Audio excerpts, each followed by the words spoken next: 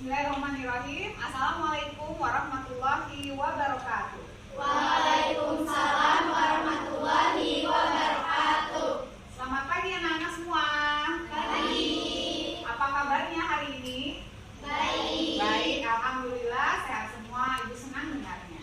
Ya, pada hari ini Ibu masuk di kelas diawali dengan kita memulai diskusi kesepakatan kelas atau keyakinan kelas ya. Jadi tidak langsung belajar. Karena biasanya di awal kelas kita memberikan tanggapan dulu bagaimana nanti kita membentuk aturan kelas yang disebut oleh kalian. Tapi sebenarnya yang dibenarkan adalah keyakinan kelas, bukan aturan. Karena kalau aturan itu definisinya sih hampir mirip dengan keyakinan kelas ya, kesepakatan kelas, hanya lebih negatifnya gitu, dipaksa diawali misalnya tidak membuang sampah, nah, seperti itu kan kalimatnya. Jadi baiknya kita menggunakan keyakinan kelas, yaitu keyakinan yang berasal dari siswa sendiri ya, untuk membentuk budaya positif dari dirinya. Jadi tidak dipaksakan, kesadaran yang tinggi seperti itu. Nah, hari ini Ibu ingin sekali teman-teman memberikan tanggapan sebelumnya kita masuk ke membuat keyakinan kelas ya. Di sini ada nggak kira-kira yang ingin menyampaikan argumen tentang review kelas sebelumnya yang pernah terjadi, yang dialami oleh kalian? Boleh sedikit diceritakan. Siapa kira-kira yang berani menyampaikan? Silakan Felis maju ke depan dan ya, silakan Felis maju ke depan dan menyampaikan pendapatnya tentang review kelas yang sudah terjadi sebelumnya. Silakan Felis. Baik, terima kasih Bu. Ya. Jadi menurut saya pribadi, teman-teman saya ketika datang ke sekolah itu sering terlambat karena mungkin mereka main atau tidur terlalu larut malam. Jadi saat pagi mereka bangun telat sehingga tidak bisa datang tepat waktu di sekolah. Itu. Iya, oke Felis, terima kasih pendapatnya. Silakan duduk. Ya. Selanjutnya adalah siapa yang berani lagi? Oh iya, Adera. Silakan Adera menyampaikan pendapatnya tentang review kelas. Silakan. Saya ingin menyampaikan tentang kelas 7B yang pada saat itu sedang istirahat. Terus saya ingin menyampaikan tentang kejadian di kelas saya saat saya masih kelas 7. Saat saya masih kelas 7.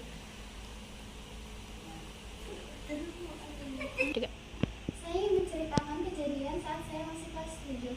Saat itu, pada saat jam istirahat, jadi kan anak laki-lakinya lagi bercanda ya, mungkin bercandanya berlebihan, jadi sampai mendorong-dorongan, akhirnya kena pintu dan pintunya patah. Jadi ya mengalami kerusakan karena bercandanya terlalu berlebihan. Mudah-mudahan tidak terjadi lagi ya Adera ya di kelas berikutnya. Oke, terima kasih Adera, silakan duduk. Oke, dari beberapa review siswa yang ada di kelas ini, maka kita dapat membayangkan ya, memikirkan berarti harus ada keyakinan kelas yang harus dirubah untuk kedepannya. Jadi impian-impian kelas itu nanti dapat teman-teman tuliskan ketika Ibu memberikan sticky note ini ya. Nanti tolong ditulis apa saja sih kira-kira keinginan, keyakinan kelas kalian biar suasana di kelas ini kondusif, menyenangkan gitu ya. Kemudian kalau belajar kita aktif gitu, di dalamnya tidak banyak bercanda sehingga tidak terjadi kegaduhan dan sebagainya. Oke, nanti dibagikan sticky note-nya, teman-teman tolong diisi ya. Oke, off dulu. Oke. 1, 2, 3. Ini.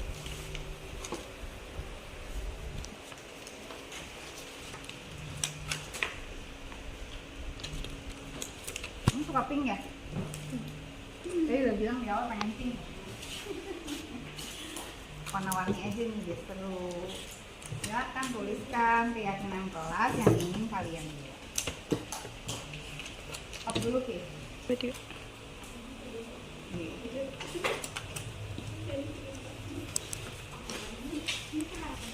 Ya, harapan, impian, kelas, keyakinan kelas. Nanti kita akan buat keyakinan kelas. Silakan diisi.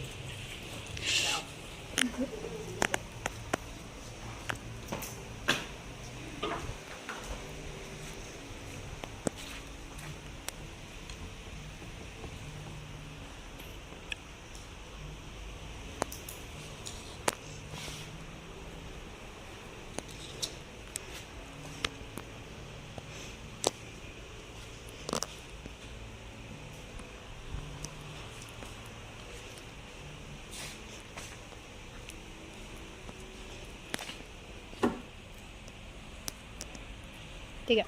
Baik anak-anakku semua, setelah sudah menuliskan harapan, keyakinan kelas, mohon teman-teman menempelkan sticky note-nya di depan papan. Oke, mulai dari sebelah kiri. Silakan berdiri, kumpulkan di depan.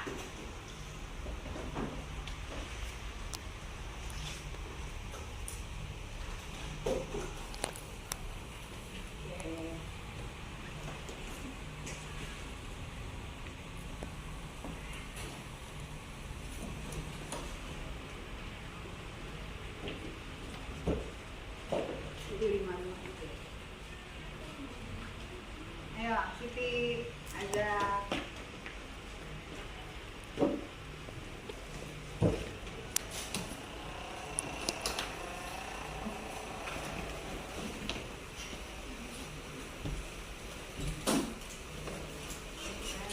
Terus Feni ya, dan siapa? Sebelahnya Alicia. Ini dari Bu. Jangan tahu masalah. Ini bisa kembali. Yo, siapa lagi? Ayo.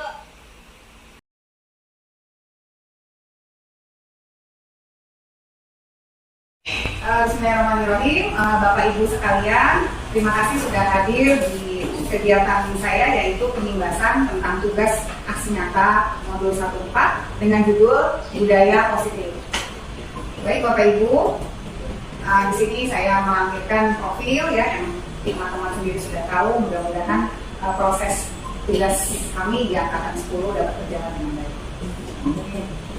Baik, pada modul 1 yaitu ada 4 bagian yang akan dikaji oleh CDP, yaitu tentang satu-satu refleksi filosofis pendidikan nasional, nilai dan peran guru penggerak, visi guru penggerak, dan yang modul 14 sekarang adalah budaya positif. Jadi di akhir modul 1 ini, yaitu di poin 14 ini tentang budaya positif. Selanjutnya, tujuan pendidikan yang Bapak Ibu sudah tahu pastinya karena manfaatnya pendidikan. Jadi saya hanya sekedar mengingat kembali, mereview kembali bahwa menurut Ki Hajar Dewantara, tujuan pendidikan adalah menuntun segala kodrat yang ada pada anak-anak kita agar mereka dapat mencapai keselamatan dan kebahagiaan yang setinggi-tingginya sebagai manusia atau sebagai anggota masyarakat. Oleh sebab itu, pendidik kita dulu dapat menuntun tumbuh hidupnya kekuatan kodrat yang ada pada anak yang dapat memperbaiki lakunya atau yang bukan dasarnya, hidup dan tumbuh sesuai kodrat anak tersebut. Selanjutnya ada nilai dan peran guru penggerak.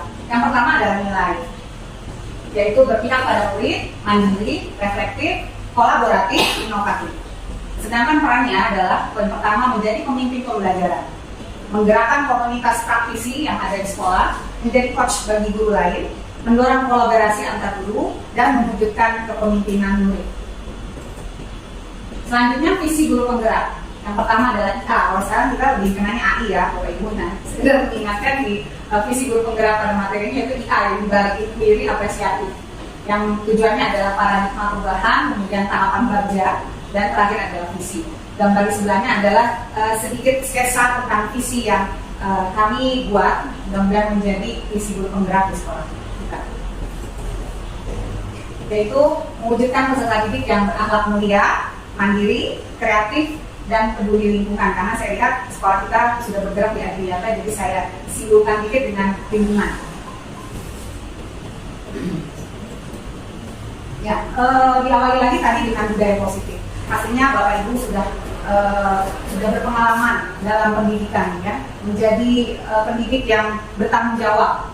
Nah, sedikit kita juga, baik saya pribadi, ternyata budaya positif di sekolah juga harus terus kita jaga, kita tingkatkan.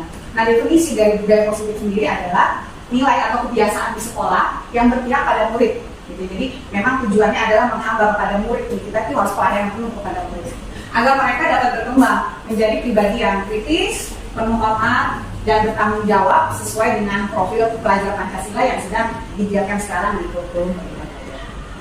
Sudah sering mendengar ya, bahkan melihat slogan-slogan yang sedang diangkat, yaitu profil-profil pelajar Pancasila yang terdiri dari beriman bertokak pada Tuhan Yang Maha Esa, berakhlak mulia, mandiri, bernalar kritis, ya, kreatif, bergotong royong, dan berkebinekaan global. konsep utama budaya positif. Ada 7 poin ya Bapak Ibu. Yang pertama adalah perubahan paradigma belajar. Jadi di dalam budaya positif tujuan pertama bisa jadi merupakan paradigma belajarnya harus sudah sesuai gitu ya. Kemudian 2, disiplin positif yang kita mulai terapkan kepada peserta didik juga warga sekolah. Ketiga yaitu kebutuhan dasar manusia, jadi tidak lepas juga bahwa setiap manusia punya 5 kebutuhan dasar, jangan sampai terlewat hak dari anak-anak murid kita untuk dapat sama-sama kita penuhi. Dan yang keempat adalah motivasi perilaku manusia, restitusi posisi kontrol guru, keyakinan kelas. Ya, jadi bukan aturan kelas, tetapi keyakinan kelas agar tercipta kesadaran dari diri siswa sendiri. Karena kalau aturan itu anak sudah merasa takut duluan. Jadi sebelum dimulai biasanya kita wali kelas sudah berkumpul menentukan keyakinan kelas, kesepakatan kelas yang mengandung nilai-nilai kebajikan seperti itu. Dan yang terakhir adalah restitusi. Nanti kita satu-satu akan kupas ya. Yang pertama perubahan paradigma belajar. Dalam membangun budaya positif, sekolah dapat menyediakan lingkungan yang positif juga, aman, nyaman, ya, agar siswa mampu berpikir, bertindak, dan mencipta dengan merdeka, mandiri, dan bertanggung jawab. Sekarang sudah ada gerakan DSM, gerakan sekolah menyenangkan. Jadi satu poinnya yaitu aman dan nyaman bagi siswa, tidak merasa takut di sekolah, dan mereka happy. Disiplin sangat berkaitan dengan kontrol guru terhadap siswa.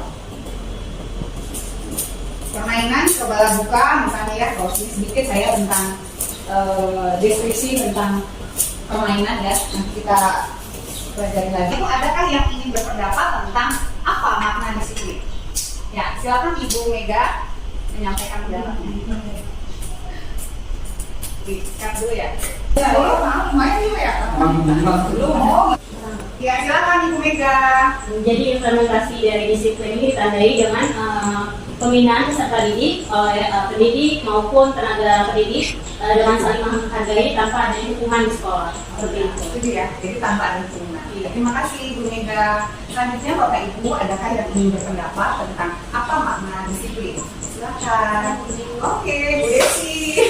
Silakan Bu Desi, pakar bahasa Indonesia. Ditunggu pendapatnya. Apa Bu kira-kira makna disiplin tadi? Menurut pendapat saya, disiplin adalah sikap atau perilaku yang taat pada peraturan, mengikuti tata tertib tanpa ada pelanggaran. Iya. Baik-baik Bu. Oleh Ibu Mega. Jadi tadi ada lagi tambahan? Fani, sedikit saja boleh, silakan Ibu. Kalau menurut saya disiplin ya itu suatu kepatuhan siswa mengikuti kegiatan yang dilakukan di sekolah. Jadi mereka patuh dan setia mengikuti apa saja kegiatan di sekolah, termasuk di dalam belajar, proses belajar.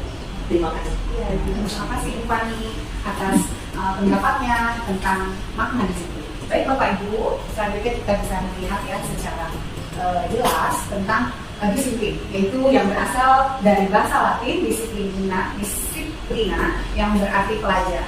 Karena asal kata ini berkonotasi dengan disiplin diri dari murid-murid, yaitu Socrates dan Plato. Disiplin diri juga membuat orang menggali potensinya menuju sebuah tujuan apa yang dia hargai. Namun dalam budaya kita, maka kata disiplin telah berubah menjadi sesuatu yang dilakukan seseorang pada orang lain untuk mendapatkan kepatuhan tadi, persis seperti apa yang diucapkan bukan ya kepatuhan. Kecenderungan umum yaitu menghubungkan kata disiplin dengan ketidaknyamanan, bukan dengan apa yang kita hargai atau pencapaian suatu tujuan mulia. Dalam arti adalah kemampuan memerintah diri sendiri dalam mengontrol dan menguasai diri untuk memilih tindakan yang mengacu pada nilai-nilai yang kita hargai dengan penuh tanggung jawab tanpa terperintah oleh orang lain. Jadi ada sedikit kesadaran yang harus kita pancing gitu ya di dalam diri. Dan nilai-nilai yang kita hargai ini adalah nilai kebajikan, sifat positif manusia yang merupakan tujuan mulia yang ingin dicapai setiap individu, yaitu nilai-nilai profil belajar Pancasila. Baik Bapak Ibu, kebutuhan dasar manusia yang pastinya Bapak Ibu sudah lebih mengetahui karena sudah bertahan hidup ya, survive sampai saat ini kita bersama di sekolah. Itu realitas kebutuhan setiap orang pasti berbeda. Kita harus berusaha memahami pandangan orang lain tentang dunia. Setiap orang memiliki gambaran yang berbeda. Apa saja 5 kebutuhan dasar manusia ya, itu ada 5 poin. survival, love and belonging, freedom, fun, dan power. Jadi satu, bertahan hidup, gitu ya. Dua, kasih sayang, love dan rasa diterima, belonging ya. Kemudian kebebasan, freedom, kemudian kesenangan, fun, dan penguasaan atau power. Itu selanjutnya ya, ada kasus misalnya dari guru SD kelas 6 di SD Pemain yang sedang bingung menghadapi ulah salah satu murid. Di sini ada beberapa anak datang dan mengeluhkan Agus ya, nama anak tersebut, yang seringkali meminta bekal makanan siang temannya dengan secara paksa. Jika Anda menghadapi situasi seperti Bu Ria ini, apa yang akan Anda lakukan? Kira-kira apa ya Bapak Ibu? Adakah yang ingin berpendapat tentang alasan Agus melakukan hal itu? Boleh Bu Neti? Bisa menjelaskan? Agus ini sering meminta makan secara paksa kepada teman-temannya. Ya, apa yang alasan kira-kira Agus melakukan ini? Mungkin karena alasannya dia tidak diberi jajan oleh orang tuanya, salah satunya dia sedang lapar. Oke, jadi kembali ke kebutuhan ya Bu, kebutuhan tadi 5 poin tadi. Baik, di sini ada jawabannya. Kemungkinannya tadi betul. Yang pertama, adanya rasa lapar yang dimiliki anak tersebut dan orang tuanya tidak membawakan makanan untuk siang. Jadi survive buat diri dia sendiri. Itu bergerak di Adinyata yang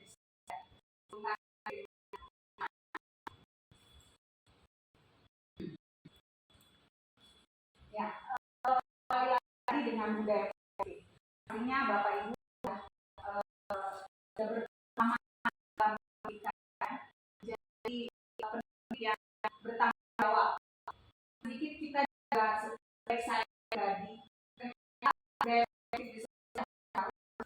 jaga definisi budaya positif sendiri adalah nilai atau kebijakan di sekolah berpihak pada murid.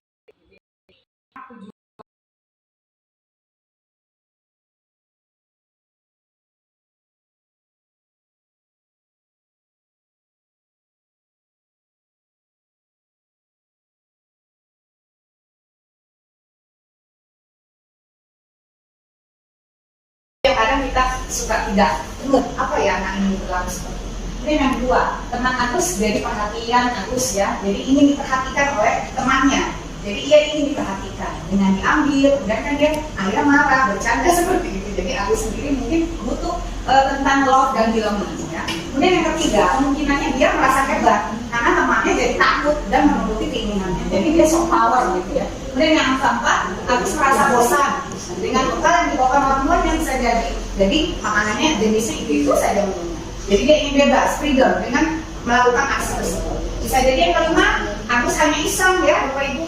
Kadang pun anak seperti itu, jadi hanya untuk kesenangan diri, funnya saja. Dia menikmati ekspresi wajahnya yang kesal, temannya yang kesal. Jadi kadang seperti itu. Jadi dalam kasus yang terjadi ini, kemungkinan jawabannya kita kembalikan ke kebutuhan manusia, 5 kebutuhan manusia. Baik, selanjutnya Bapak Ibu di sini ada 3 motivasi perilaku manusia. Yang pertama, untuk menghindari ketidaknyamanan atau hukuman, apa yang akan terjadi apabila saya tidak melakukannya? Itulah disebut motivasi eksternal. Dan yang kedua, untuk mendapatkan imbalan atau penghargaan dari orang lain, apa yang akan saya dapatkan apabila saya melakukan?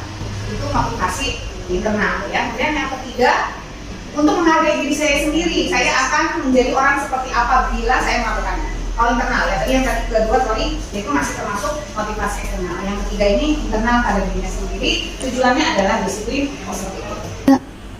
Selanjutnya, konsep pendekatan disiplin positif, yaitu hukuman, konsekuensi, dan restitusi. Bapak Ibu di sini ada 3 tabel yang tertampil, yang hukuman ada di sebelah kiri, di atasnya sudah tertera ya identitas gagal. Di sebelah kanan itu ada 2 bagian lagi, yaitu identitas sukses, disiplin, yaitu konsekuensi dan restitusi.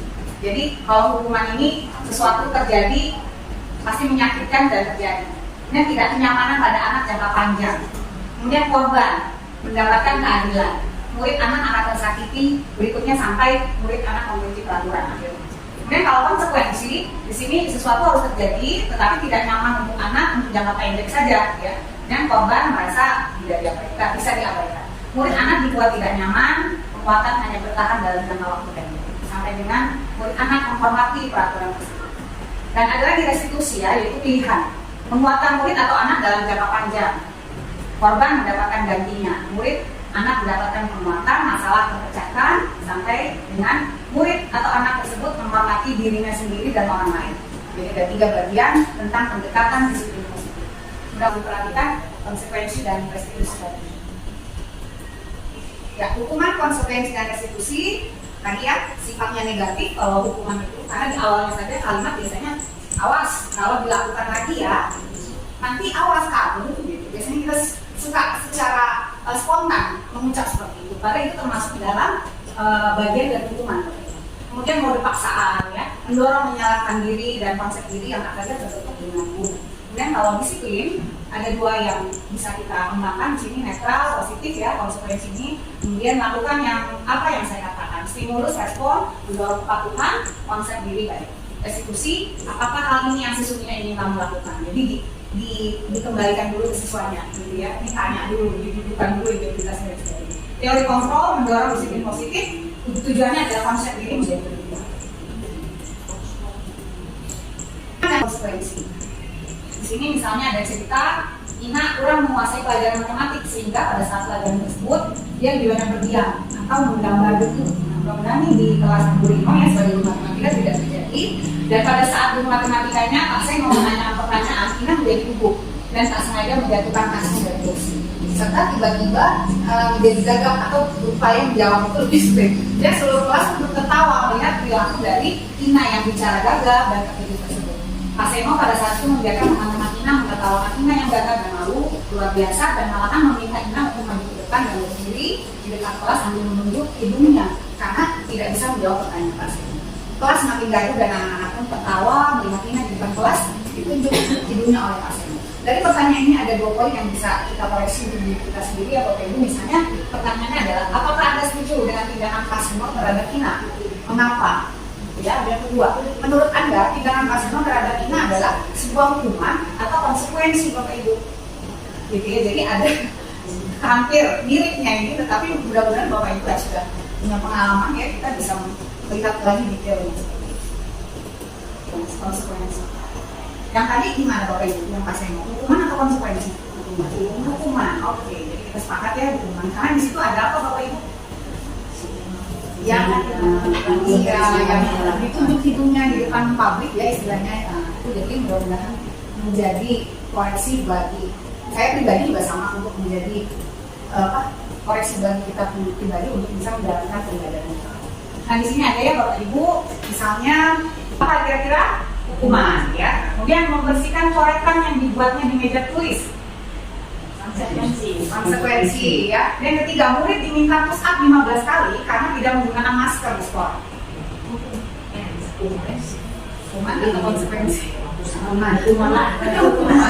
Ya, mengganti fisik karena ada fisik ya Bu ya. Oh, berarti Bu Desi memang tidak suka nih kalau yang fisik ya Bu ya gitu. Dan menggantikan kertas teman yang sudah dicoret-coret. Konsekuensi dijemput di lapangan jam 12 siang karena mengobrol dengan teman di kelas. Kemudian murid diminta bertelanjang kaki sepanjang hari karena tidak menggunakan sepatu warna hitam sesuai peraturan sekolah. Yang berdiri di depan kelas dengan mengangkat 1 kaki karena tidak bisa menjawab. Kayak jam 10 ya, jadi tidak jelas. Ya, yaitu hukuman, konsekuensi ya. Yang tadi dijemput di lapangan ini adalah hukuman jelas. Sepatu berwarna hukuman. Apalagi yang ini ya, juga ditanya kenapa tidak menggunakan masker. Jadi tidak langsung menyuruh anak untuk fisik tanpa ditanya dulu detailnya. Ya. Berikutnya adalah 5 posisi kontrol. Yang pertama memupuk, ya, yang tadi kita sudah dapati dari cerita. Kemudian membuat merasa bersalah, ya. Dan sebagai teman, pemantau atau pengawas dan manajer. Nah Bapak Ibu kira-kira posisi yang paling Ibu sering terjadi di sekolah atau lakukan itu yang mana nih? Gitu. Ya, hukuman, menghukum. Saya rasa tidak ya, karena guru-guru kelas cukup baik-baik. Hati-hati kita mulai mengontrol emosi kita. Kemudian masalah di rumah jangan dibawa ke sekolah, jadi harus dinetralkan kembali. Apalagi sekarang banyaklah kita sering ini ya Bapak Ibu, masalah apapun diangkat sedikit kita harus lebih hati-hati. Dan teman ya, ini lebih positif mungkin teman, kita bisa merangkul siswa tersebut ya, lebih dekat, lebih empati kita bermain. Dan yang terakhir yang terbaik sih manajer Bapak Ibu. Jadi walaupun teman bisa saling dekat, tapi kita juga bisa mengarahkan ini anak, polanya anak.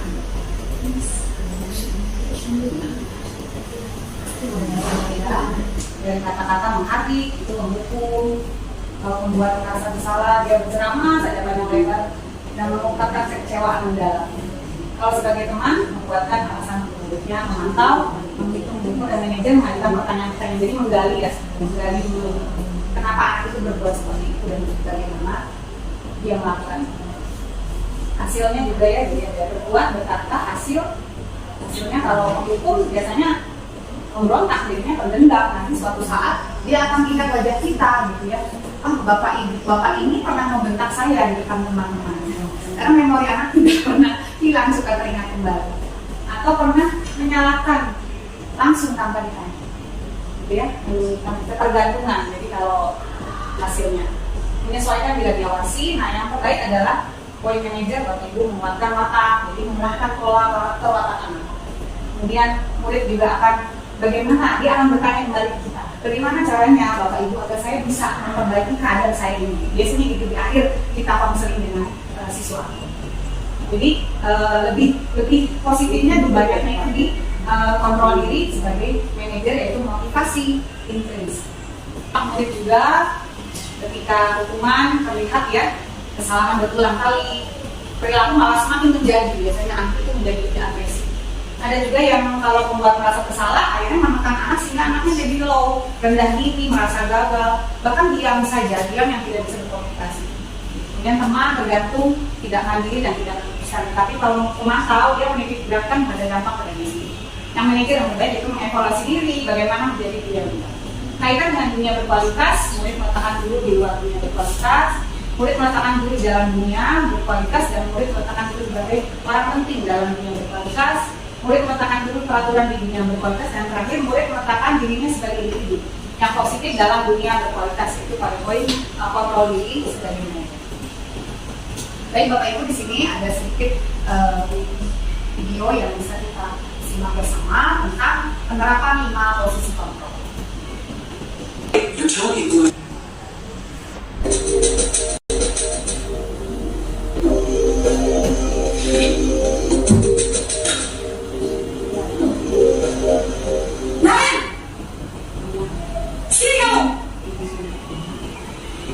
Selamat pagi, Bu. Selalu terlambat. Kamu deh, pasti terlambat. Maaf, Bu. Saya... Apa coba? Alasan kamu apa lagi? Kapan sih kamu tidak terlambat? Malas sekali ya kamu jadi anak. Saya... Dasar pemalas. Gak kapok-kapok sih kamu. Sudah berapa kali terlambat? Sana, kamu keliling lapangan basket 2 kali. Kenapa saya harus keliling lapangan basket, Bu? Kenapa? Kamu melawan ibu. Berani-beraninya jawab. Sudah terlambat, masih berani jawab pula. Sekarang, keliling lapangan basket 5 kali sekalian. Biar kapok. Cepat, pergi sana ke lapangan basket.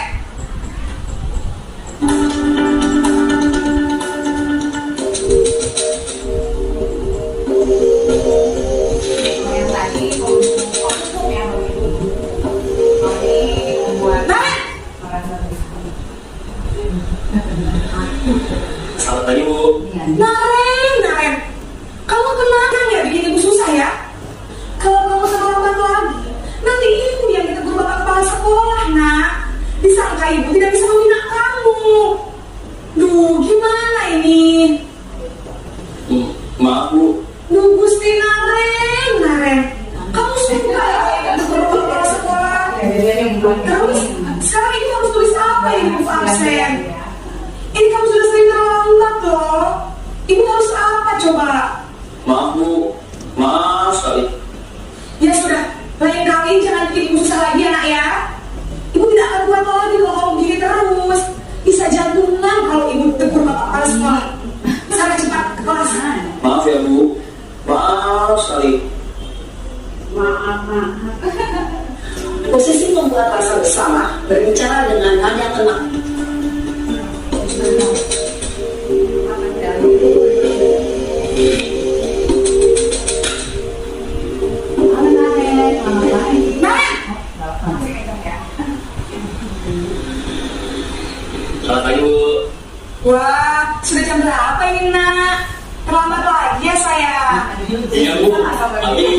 Ibu saya ngomong ke saya, Bu. Kamu malah menyalahkan ibu kamu. Kamu bukannya anak yang orangnya paling kencang. Kok terlambat sih? Iya, Bu. Saya memang lambat banget tadi. Jadi, biarpun saya lagi kencang, tetap nggak kekejar, Bu. Ya sudah sana, nanti lain kali lainnya lebih kencang lagi ya. Biar gak terlambat lagi. Bikin seneng ibu, demi ibu. Bisa kan? Bisa lah, Bu. Ya sudah sana ke sekolah. Ibu beresin urusan absen kamu. Kamu ini ada-ada saja.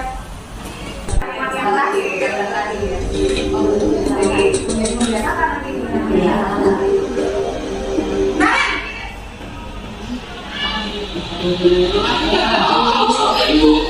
Nah, Ren, apa peraturan sekolah kita tentang jam berapa kita harus masuk sekolah, Nak? Kita harus di sekolah jam 7, Bu. Iya, betul. Sekarang sudah jam 7.20. Selamat pagi, Bu. Selamat pagi, Ren. Maaf, Bu. Saya lambat. Iya, sekolah masuknya jam 7, sekarang sudah jam 7.20. Jadi sekarang bagaimana ini, Ren? Maaf, Bu. Saya lupa alarm saya semalam. Baiklah, menurut kamu, keyakinan sekolah yang mana yang perlu kamu tingkatkan? Menghargai diri sendiri dan orang lain mungkin. Baik Bapak Ibu, tadi sedikit visual ya tentang video penerapan 5 posisi kontrol yang sudah kita kenal tadi. Mudah-mudahan menjadi pengingat dari kita semua di sekolah. Jadi Bapak Ibu sudah mengetahui ya apa saja kalimat-kalimat yang mungkin bisa menjadi poin penting ketika kita diposisikan sebagai teman, gitu ya, kemudian sebagai manajer dan sebagainya.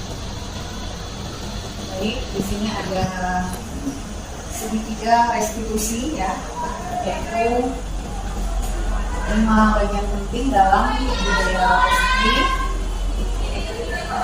Di sini ada kalimat ya, kamu tentu punya alasan mengapa melakukan itu.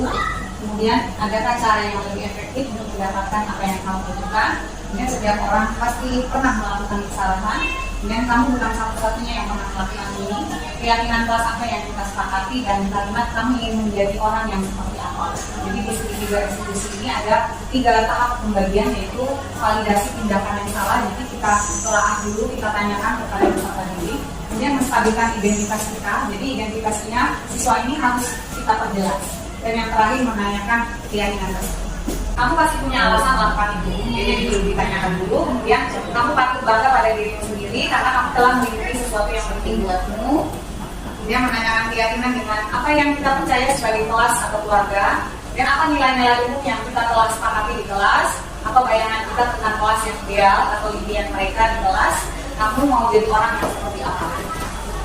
Itu juga ada video tentang penerapan segitiga restitusi.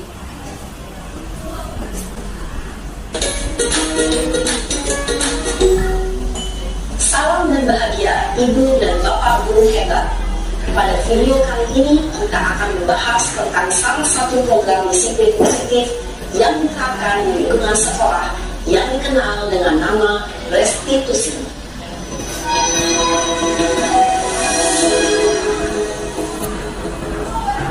Restitusi digunakan oleh pakar pendidikan dan dosen berlandaskan pada teori kontrol Dr. William Gleiser. Segitiga restitusi adalah suatu proses dialog yang dijalankan oleh guru atau orang tua agar dapat menghasilkan murid yang mandiri dan bertanggung jawab. Pada saat guru di posisi manajer, aspek yang dikembangkan pada murid adalah motivasi intrinsik, sehingga penanaman nilai-nilai kebajikan dapat tumbuh dan berkembang menjadi suatu kebiasaan positif yang akhirnya membentuk karakter murid. Proses dialog ini terdiri dari 3 langkah yang digambarkan pada ketiga sisi pada segitiga restitusi. Sisi pertama adalah menstabilkan identitas. Sisi yang kedua adalah validasi tindakan yang salah. Dan sisi yang ketiga adalah menanyakan keyakinan. Ibu dan Bapak manajer menggunakan penerapan segitiga restitusi.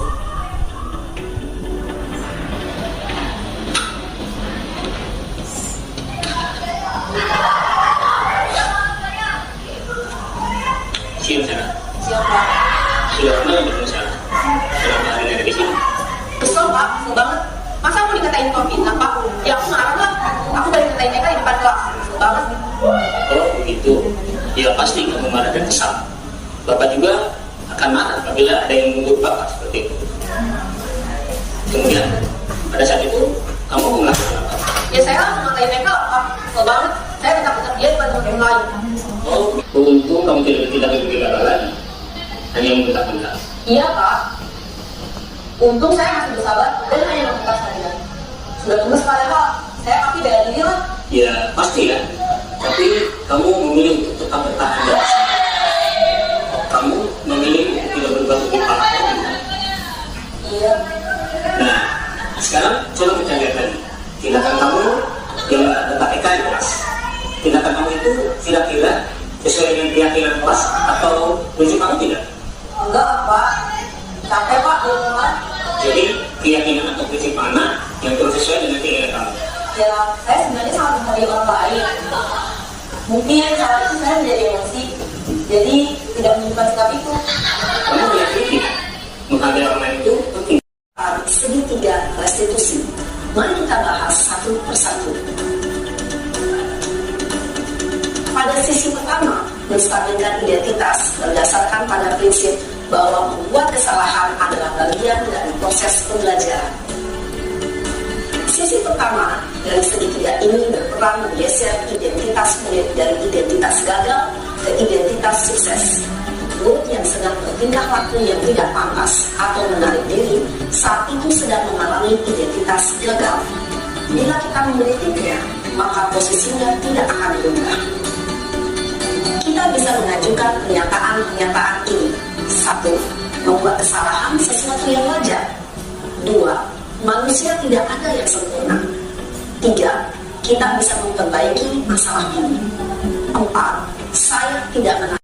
Ada prinsip bahwa setiap perilaku berupaya memenuhi suatu kebutuhan tertentu. Guru yang telah memahami teori kontrol akan bergeser dari pemikiran stimulus respon menjadi proaktif dan mencoba untuk mengenali tujuan dari perilaku murid, mengenali dan mengakui kebutuhan murid ini dapat memperbaiki hubungan dengan murid tersebut. Pernyataan atau pertanyaan bisa disampaikan dengan nada suara tidak menghakimi atau memojokkan, sehingga dapat mengembalikan murid pada posisi positif. 1. Kamu bisa saja bertindak lebih gegabah lagi dari ini. 2. Kamu bukan melakukannya tanpa suatu alasan tertentu. 3. Kamu melakukannya karena mempertahankan sesuatu yang penting bagimu. 4. Mungkin kamu bisa mempelajari suatu perilaku baru yang lebih efektif. Bersediakah kamu mempelajarinya? Kontrol menyatakan bahwa pada dasarnya kita termotivasi secara intrinsik. Pada saat perilaku yang salah telah divalidasi dan identitas sukses telah stabil, maka murid telah siap mengaitkan keyakinan-keyakinannya dengan tindakannya yang salah dan pemikirannya bergeser menjadi orang yang lucu. Pertanyaan-pertanyaan ini dapat mengaitkan keyakinan-keyakinan yang diambil. 1. Sebagai keluarga atau kelas, apa yang kita yakini? 2. Nilai-nilai apa yang telah kita sepakati? 3. Seperti apa gambaran sebuah kelas yang ideal bagi kami? 4. Kamu ingin menjadi orang seperti apa?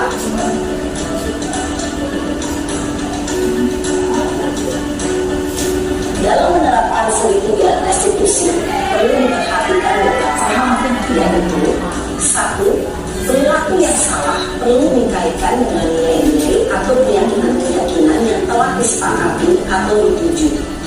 2. Kesediaan orang yang melakukan kesalahan untuk memperbaiki masalah. 3. Pemecahan masalah sebisa mungkin relevan atau memiliki hubungan dengan masalah yang ada. 4. Usaha.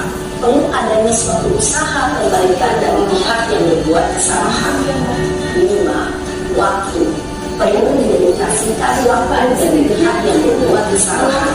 Mereka sebagai manajer dengan mengajukan pertanyaan-pertanyaan bermakna yang dapat dapat membuat murid menjadi lebih percaya diri, bertanggung jawab, dan mandiri.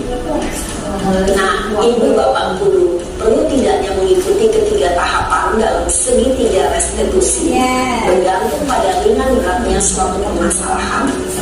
Misalnya, bila permasalahan tersebut ringan, maka tidak perlu dijalankan secara berulang.